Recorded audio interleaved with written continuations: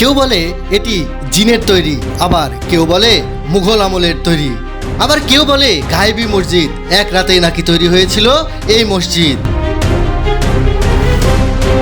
আমি রনি, আজ আপনাদের নিয়ে যাচ্ছি এক অজানা ইতিহাসের খোঁজে। শতাব্দী আগে তৈরি এই মসজিদ, কিন্তু অদ্ভুত বিষয় হলো এর কোনো ইতিহাস নেই। রাস্তা যতই সামনে এগোচ্ছে ততই মনে হচ্ছে আমি ঢুকে পড়ছি এক অজানা গল্পের ভেতর। লোকমুখে শোনা গেল এখানে রাত হলেই নেমে আসে নিস্তব্ধতা। সহজে কেউ আসে না। কেন আসে না? ডাইনে মসজিদ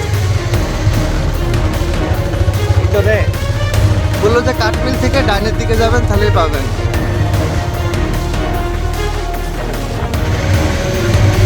জিজ্ঞাসা করি দাঁড়া।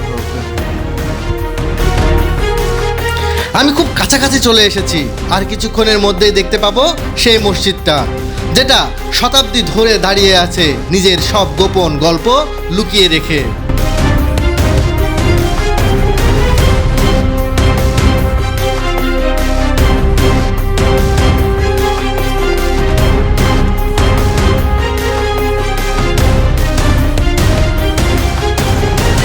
না কোনো শিলালিপি, না কোনো নির্দিষ্ট তথ্য, শুধু আছে নীরবতা। কে বানিয়েছিল এই মসজিদ, আর কেনই বা ইতিহাস থেকে হারিয়ে গেল এর সব তথ্য?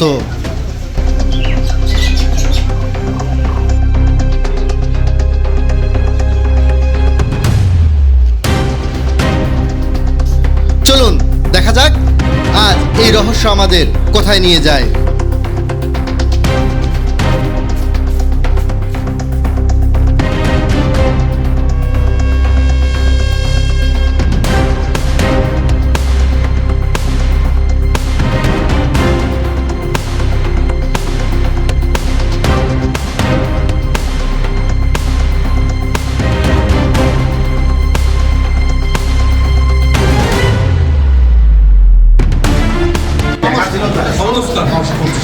বারোশো 1250 সালে সংস্কার, আর মূল তৈরি কত সালে হতে পারে এটার কোনো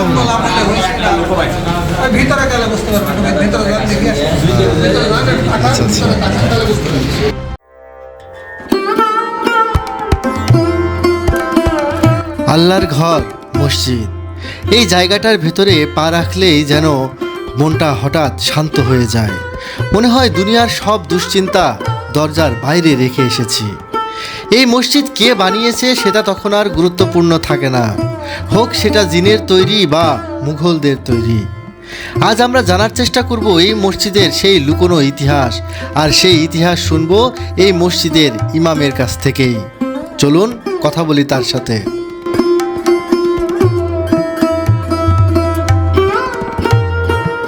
এটা হচ্ছে 1250 সালে। 1250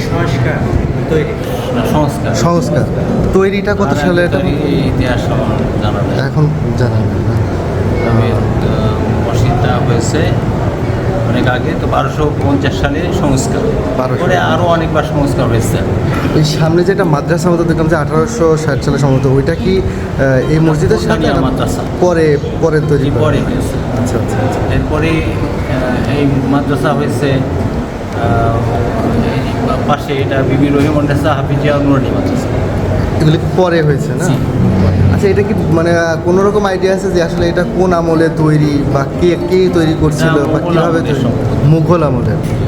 আচ্ছা, কোনো জমিদার বা কোনো রাজা তৈরি করছিল এরকম কোনো ইতিহাস আছে? মুন্সি এরাদাতুল্লাহ একজন মুনসেফ ছিলেন।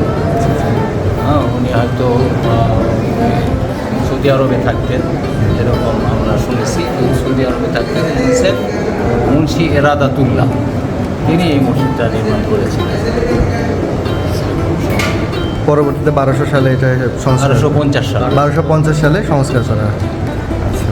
আমরা আবার এই মসজিদ নিয়ে আজকেও কথাবার্তা চিন্তা ভাবনা করছিলাম যে বলবো, সময় অভাবে হলো না, যে এই মসজিদের জায়গা সংকুলন হচ্ছে না। আচ্ছা আচ্ছা। এই যে গম্বুজ, এগুলো অনেকটা ড্যামেজ হয়ে গেছে।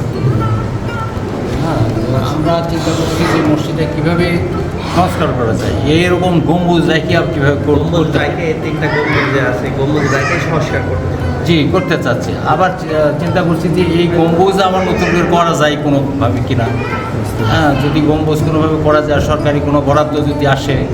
এটা কি অথবা- প্রত্নতত্ত্ব অধিদপ্তরের আন্ডারে এখন আছে না নাই এখন? না, এরকম এখনো হয় নাই না? বিষয় হয়নি। তা আমরা এই নিয়ে খুব চিন্তায় আছি। মসজিদের জায়গা আছে, মসজিদের অন্যান্য জমিও আছে মাঠে, মসজিদের দোকানও আছে, কিন্তু এমন কোনো এ দিয়ে হবে না যে আমরা মসজিদটা সংস্কার করব। অনেক বড় ব্যাপার। সরকারি কোনো বরাদ্দ পেলে আমাদের এই মসজিদটা বড় সড়ো আকারে তৈরি করতে পারি কিনা। তবে আমাদের খেয়াল যে গম্বুজ রেখে করবো। মানে মূল স্ট্রাকচার রেখে জি। তারপরে বাকি সংস্কার। আমাদের কিছু বাইরের কিছু ভাই আছেন, তারা পরামর্শ দিয়েছেন। আমাদের একজন ইঞ্জিনিয়ার আছেন, আমাদের স্বজন, তিনি আগে তিনি ওই ঢাকা দক্ষিণ সিটিতে ছিলেন প্রকৌশলী, যারা হাবিবুর রহমান, উনিও দেখেছেন এটা। কিন্তু এর আর যে কোনো সময় ভেঙে পড়তে পারে। এ নিয়ে আমরা খুব শঙ্কায় আছি যে কখন কী হয় আল্লাহই ভালো জানে। যদি এর একটা কোনো ব্যবস্থা হয় তাহলে মানে যেহেতু মসজিদ তো রাখতে হবে, হ্যাঁ, মসজিদ তো রাখতে হবে। তো এই জন্য বাকি আর একটু কাজগুলো করতে চাচ্ছিলাম, কিন্তু করা সম্ভব হচ্ছে না। যদি সবটা ভেঙে ফেলে কিছু করা যায়, এরকম চিন্তা ভাবনা আছে। না, এর লোকমুখে শোনা যায় যে এই মসজিদটা অনেকে বলে যে গায়েবী মসজিদ বা এরকম কি আসলেও কোনো কাহিনী আছে? দেখুন, এটা আসলে ঠিক না। পৃথিবীর কোনো মসজিদই গায়েবী মসজিদ না, কেউ না কেউ তৈরি করেছেন। বাইতুল্লাহ তো তৈরি করেছেন হজরত, তাই না? হজরত ইব্রাহিম আলাইহিস সালাম করেছেন। বাইতে আকসা হজরত সুলাইমান আলাইহিস সালাম করেছেন, তাই না? মসজিদে নববী আমাদের প্রিয় নবী মুহাম্মদ রাসূলুল্লাহ সাল্লাল্লাহু আলাইহি ওয়াসাল্লাম তৈরি করেছেন। এমনিভাবে অন্যান্য পৃথিবীর মসজিদগুলো সব কেউ না কেউ তৈরি করেছেন। তো এখানে আশপাশে সব জঙ্গল ছিল, বুঝলেন? মানে ওই মুন্সি আলহামদুলিল্লাহ তখন এখানে নদীপথে মালপত্র নিয়ে এসে এই সুরকি ঢালায় মসজিদটা নির্মাণ করেছিলেন। মানে তারপরে দূরের লোক এসে হঠাৎ মসজিদ এরকম, কিন্তু আসলে মসজিদটা ওইভাবেই তৈরি হয়েছিল। কেউ না কেউ যখন তৈরি করেছে। বুঝতে পারছি। এই যে পুকুর শোনা যায় যে এটা গায়েবী মসজিদ। হ্যাঁ, এটা অনেক অনেক কাহিনী আছে এলাকায়। অনেক কিছু দান সৎকা করে, হ্যাঁ, যে এটা গায়েবী মসজিদ হঠাৎ করে হয়েছে। এটা আসলে কোনো মসজিদই গায়েবী মসজিদ না।